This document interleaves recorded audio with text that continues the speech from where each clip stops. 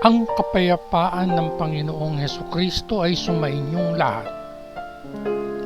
Magandang araw sa inyong lahat, saan mang sulok ng mundo kayo naroroon sa sandaling ito. Sa araw na ito, ang babasahing mabuting balita ay mula sa Ebanghelyo ni Apostol Lucas, 5 kabanata.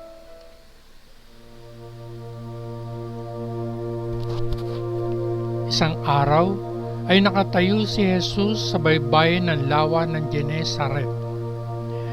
Habang ang mga tao ay nagtutulakan para makarating sa kanya upang makinig ng salita ng Diyos. Nakakita siya ng 2 bangka na nakadaong sa dalampasigan. Iniwan sila ng mga mangingisda at naghuhugas ng mga lambat. Si Jesus ay sumakay sa isa sa mga bangka. Ito ay kay Simon at hiniling sa kanya na itulak ng kaunti mula sa pampang. Si Jesus ay nakaupo sa bangka at nangaral sa karamihan. Pagkatapos niyang magsalita, sinabi niya kay Simon, "Itulak mo ang bangka sa malalim na tubig at ibaba mo at ng iyong mga kasama ang iyong mga lambat para manghuli." "Guro," sagot ni Simon, "magdamag kaming nagsumikap at wala kaming nahuli. Pero dahil sinabi mo, ibababa ko ang mga lambat." Ibinaba nila ang mga ito at nakahuli ng napakaraming isda, anupat malapit nang masira ang mga lambat. Kaya sinenyasan nila ang kanilang mga kasama sa kabilang bangka na lumapit at tulungan sila. Dumating sila at napuno ng isda ang 2 bangka, anupat malapit nang lumubog ang mga bangka. Nang makita ni Simon Pedro ang nangyari, lumuhod siya sa harapan ni Jesus at sinabi, "Lumayo ka sa akin, Panginoon. Ako ay isang taong makasalanan." Siya at ang iba pang kasama niya ay namangalahad sa dami ng isda na nahuli nila. Gayon din ang nangyari sa mga kasama ni Simon, sina Santiago at Juan, ang mga anak ni Zebedeo. Sinabi ni Jesus kay Simon, "Huwag kang matakot. Mula ngayon ay manghuhuli ka ng mga tao." Hinilan ng mga ito ang mga bangka sa dalampasigan.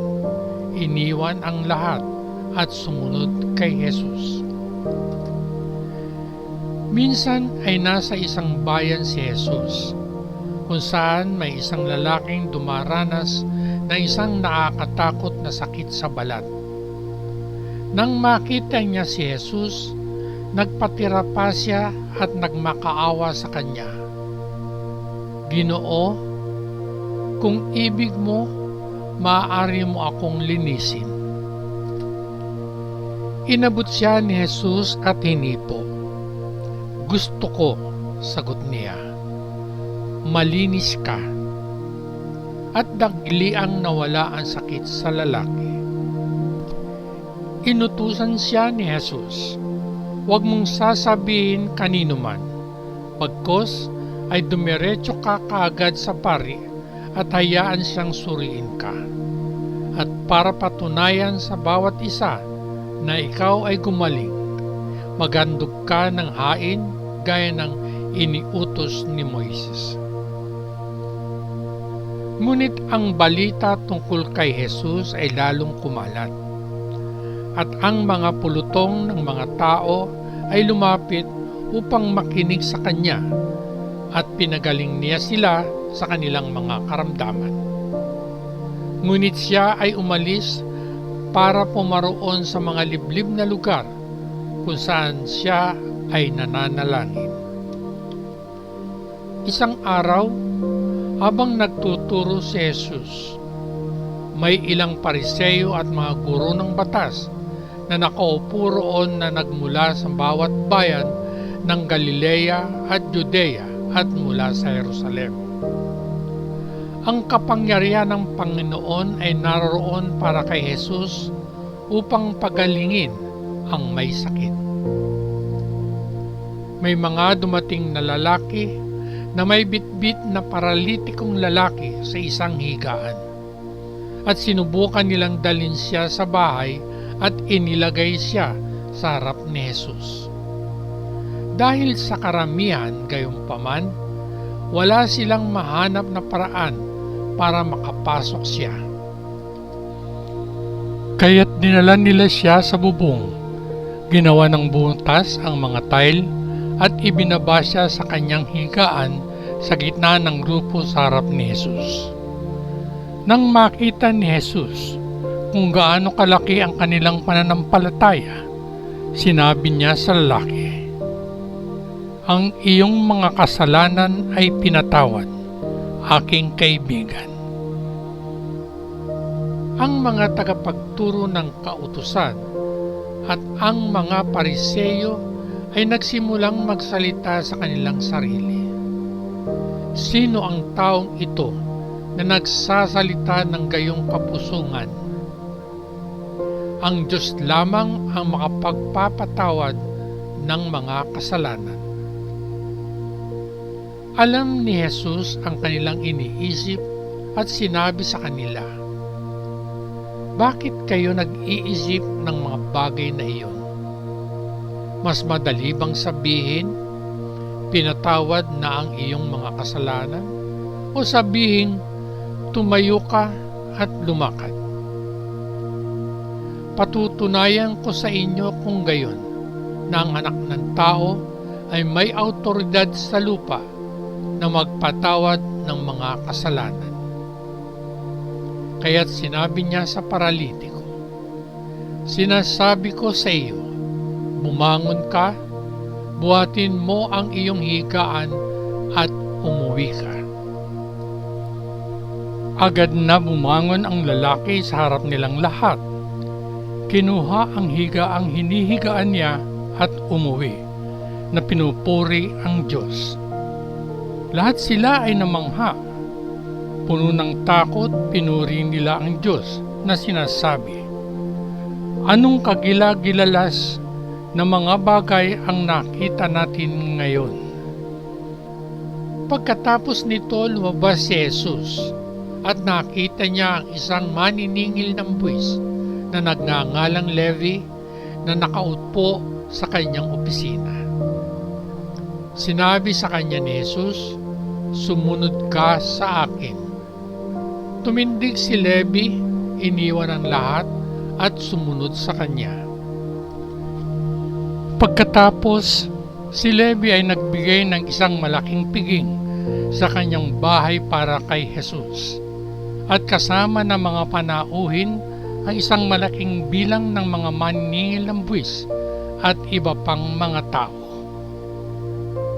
Ang ilang mga Pariseyo at ilang mga guro ng batas na kabilang sa kanilang grupo ay nagreklamo sa mga alagad ni Jesus, "Bakit kayo kumakain at umiinom kasama ng mga maniningil ng buwis at iba pang mga itinapon?"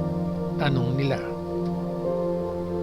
Sinagot sila ni Jesus, "Ang mga taong may sakit ay hindi nangangailangan ng manggagamot, kundi ang mga may sakit lamang.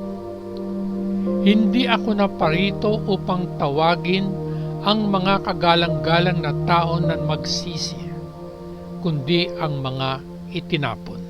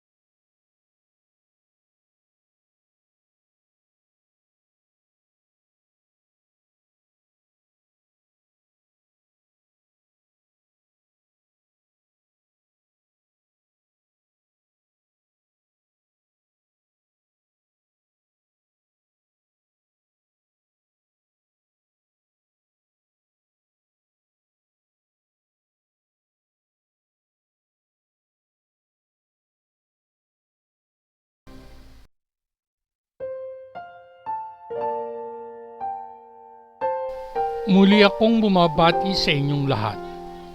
Ang kapayapaan ng Panginoong Hesukristo ay sumainyong lahat. Ganon din, magandang araw sa inyong lahat, saan mang sulok ng mundo kayo naroroon sa sandaling ito. Nais kong ibahagi sa inyo sa araw na ito mga kabayan, ang aking maikling pagninilay na pinamagatan kong ang guro ng mangingisda. Alam ng isang mangingisda kung paano manghuli ng mga isda tulad ng hito, dalag, tilapia, plapla at iba pang mga uri ng mga isda sa lawa. Alam niya kung saan nagtatago ang mga isda, ang kanilang mga gawi sa pagpapakain at ang pinakamagandang oras para mangisda. Mayroon siyang sariling mga natutunang pang-akit at mga diskarte sa pangingisda. Kaya siya ay nag-aatubili na tanggapin ang payo ng isang namamangka kung paano ang manghuli ng mga isda sa kanyang lawa. Kaya may karapatan siyang makisimpatya kay Pedro sa pagbabasa ng banal na aklat ngayon mula sa 5 kabanata ng Ebanghelyo ni Apostol Lucas. Alam niya kung paano manghuli ng isda sa dagat ng Galilea. Iyon ay kanyang lawa. Ngunit siya ay nasa gitna ng lawa buong gabi ngunit walang nahuli. Minsan, ang mga isda ay hindi nakikipagtulungan, sinabi niya. Pagkatapos ay sinabi sa kanya ni Jesus, "Ibaba mo ang iyong mga lambat upang makahuli." Basahin natin ang 4 na talata ng 5 kabanata ng Ebanghelyo ni Apostol Lucas na nagsasabi, pagkatapos niyang magsalita, sinabi niya kay Simon, "Itulak mo ang bangka sa malalim na tubig at ibaba mo at ng iyong mga kasama ang iyong mga lambat para manghuli." Sinagot siya ni Pedro at sinabi, "Guro, buong gabi kaming nagpagal at wala kaming nahuli. Gayunpaman, dahil sa iyong salita, ay ihuhulog ko ang lambat."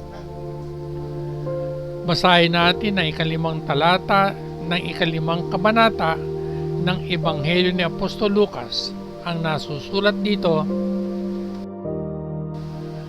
"Guro," sagot ni Simon, "magdamag kaming nagsumikap at wala kaming nahuli. Pero dahil sinabi mo, ibababa ko ang mga lambat." Napakaraming isda ang nahuli nila. Kailangan niya ng tulong para dalhin sila sa pampang. Pagkatapos ay sinabi ni Jesus kay Pedro, "Mula ngayon ay manghuhuli ka ng mga tao." Basahin natin ang 10 talata ng 5 kabanata ng Ebanghelyo ni Apostol Lucas. Nasusulat dito, "Gayon din ang nangyari sa mga kasama ni Simon, sina Santiago at Juan, ang mga anak ni Zebedeo. Sinabi ni Jesus kay Simon, 'Huwag kang matakot, mula ngayon ay manghuhuli ka ng mga tao.'" Mas pinag-ukulan ni Jesus na matuto si Pedro na mangisda ng mga kaluluwa. Pagdating sa pangingisda para sa mga kaluluwa, ang isyu ay hindi kung gaano tayo kahusay na manghikayat ng mga tao. Ito ay kung sinusunod natin ang guro sa tuwing inuutusan tayo ng kanyang espiritu na ibahagi ang kwento ng Ebanghelyo. Ngayon, ihulog mo ang mga lambat para makapanghuli. Kung gusto ninyong mangisda ng mga kaluluwa, sikaping sundin ang utos ni Kristo. isantabi ang hindi karapat-dapat na mga mithiin. Hayaan siya na pangunahan kayo sa pamamagitan ng kanyang kamay. Mga kabayan, ang pagpapala ng presensya ng Espiritu sa ating mga puso ay isang patikim ng mas malalaking pagpapala na ating matatamasa sa pakikipag-isa natin kay Kristo, at tayo ay walang hanggan na kaisa ng Diyos Ama sa pamamagitan ng Panginoong Hesukristo. Hindi lang yan, kabayan. Balang araw, magkakaroon tayo ng higit pa. Tayo ay mabubuhay sa mismong presensya ng Diyos. May kagalakan tayong naghihintay sa pagdating ng araw na iyon, dahil ang ating kinabukasan ay garantisado na. Ikaw, kabayan, bukod sa mga mensaheng ito mula sa mabuting balita ng Panginoon, may iba pa bang mensahe sa mabuting balita ang nagpapahayag na may iba pa? Kung meron man, malugod kong pakikinggan kung meron pang iba. At bago ako tuluyang magpaalam, kabayan, iiwan ko sa iyo ang katanungang ito para iyong pagnilayan sa sarili mo. Pero, kung nais mong ibahagi ang pagninilay sa mga kapatid sa pananampalataya, ito ay malugod namin tatanggapin para sa pagpapatibay at pagpapalawak ng ating pakikipag-isa sa Panginoong Hesukristo. Sumusunod ka ba tuwing inuutusan ka ng Espiritu ng Guro na ibahagi sa iba ang Ebanghelyo? Isa pa, kabayan, iiwan ko sa iyo ang talatang ito mula sa Ebanghelyo ni Apostol Lucas, 5 kabanata, 5 talata. Guro, sagot ni Simon, magdamag kaming nagsumikap at wala kaming nahuli, pero dahil sinabi mo, ibababa ko ang lambat. Ganon din, kabayan, iiwan ko sa iyo ang makabuluhang siping ito. Ang susunod na taong makikilala mo ay maaaring kailanganing makilala si Jesus. Hanggang sa muli, patnubayan at pagpalain nawa tayong lahat ng dakilang Diyos Ama sa langit, sa ngalan ng Panginoong Hesukristo na ating manunubos. Amen. Amen. Amen. Peace.